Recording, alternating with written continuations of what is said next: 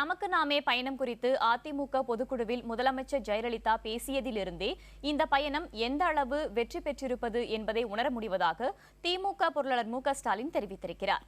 நமக்கு நாமே பயணத்தின் ஒரு அங்கமாக திமுக மருத்துவ அணியின் ஏற்பாட்டில் மருத்துவத்துறையினர் கருத்தரங்கம் கோவையில் நடைபெற்றது.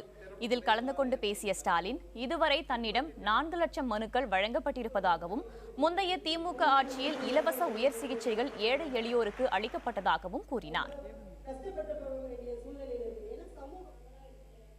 உண்மையில ஆளுங்கட்சியினுடைய அதிமுகவுடைய பொதுக்குழு கூடியது. அந்த பொதுக்குழுவில முதலமைச்சராக இருக்கக்கூடிய அம்மையார் ஜெயலலிதா அவர்கள் ஒரு அரை மணி நேரம் பேசினார்.